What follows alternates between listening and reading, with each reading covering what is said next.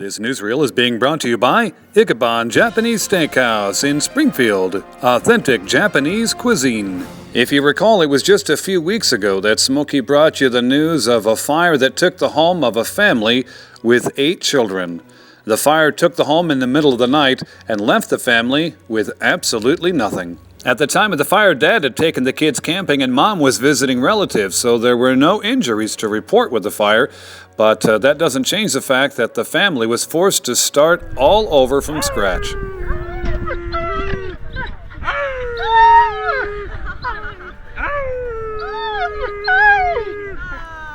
That's the family pet. The dog was there the night of the fire. I saw him moping around the fire. He actually looked depressed to me. You don't think in terms of animals becoming depressed over something like that, but that's the way it looked to me. It's a frightening thought that everything you own can be converted into smoke in a chemical reaction we call fire. But that is exactly what happened to the Chenault family. Now, normally that's where the story would end. The family would be simply expected to pick up the pieces from where they left off and begin rebuilding their lives. And that's where this story was headed, until someone decided to step in. In fact, a whole community has decided to step in, and their goal is to build the Chenault family a new home. The idea of building a home for the Chenault family is the brainchild of Rick Baker, a longtime family friend who's grown to love the family over the years. All he had to do was get the community and local businesses behind him, and so far, he's received little to no resistance. He says they still have a long way to go, but their goal is to have a home built for the Chenault family by Christmas time. What are we doing here today? Well, Jim, we're building a house. The community's just coming together to do cleanup on it now. It burned down about 2 weeks ago, and we're all getting together, getting the place cleaned up, and then we're going to start to build them a house. Amazing. And where are the resources and the funds, and where's all that coming from? Well, I tell you, our business owners, just around Robertson County have just stepped up. We've got Waste Management, we've got Walker Hardware, Lee's Materials, Shrums have donated dumpsters for us to come out. Let's see, there's just a long list of them. There's Wicks Welding. Wicks Welding came out and cut up all our beams for us so we could load them up in the dumpsters. What was it? Tri-State Distributors were out. Red's Heating Air is going to come out and do some stuff. There's just so many that's available to us to help us, but we still need tons of volunteers and also a lot of materials for this new house that we're going to be putting up. So what is your plan with the house? When do you plan to hope for them to move in? Well, our deadline needs to be Christmas because the Chenaults had 8 children still living in the home, and that'd be an awful time just not to be at home for Christmas. So that's our goal, and I think the community will all come together and we'll be able to make it. What are you needing now? What's still on the list? Well, we have tons of things that, right now we've got the basic cleanup stuff as far as getting everything cleaned up, but we still need tons of building materials. We still need tons of volunteers, to be able to get this project done by Christmas.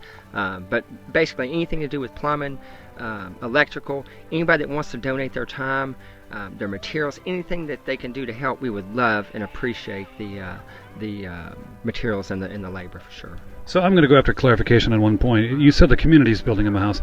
Does this mean that they aren't going to have to pay anything for it? Absolutely. That's our goal. With 8 children still living in the house, what a blessing it'd be for them to be able to not have that expense every month. Because as far as I'm concerned, I've known the Chenaults for quite a long while.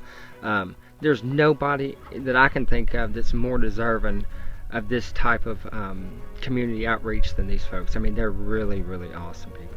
Awesome.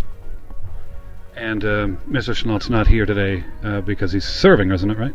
That's correct. Absolutely. He sure wanted to be here this afternoon, but it's his time in the military. That kind of dictates what he's got going. But we felt like we needed to proceed and continue on because we are on a time crunch here. So.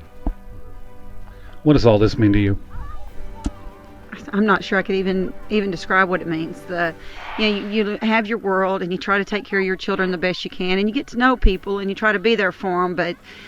But to have a time of need like this, and to have so many people that have reached out to us and gave us a helping hand. I mean, we've got our local community from the Joe Burns area, Adams, Cedar Hill, but people from Springfield, Greenbrier, Hendersonville, Madison, Smyrna, all the way across to Texas and Florida, that have been sending prayers, clothing, stuff like that, trying to do what they can to help. It's been very, very appreciative, and I just don't know what to say. It leaves me speechless.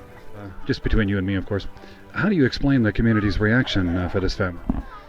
It's just they're wonderful, wonderful people. I mean, it's hard for me to convey just how wonderful these folks are. I mean, we've got Johnny, who's had 3 tours in Iraq, well, 2 tours in Iraq and 1 in Afghanistan, and countless endeavors for our freedom abroad.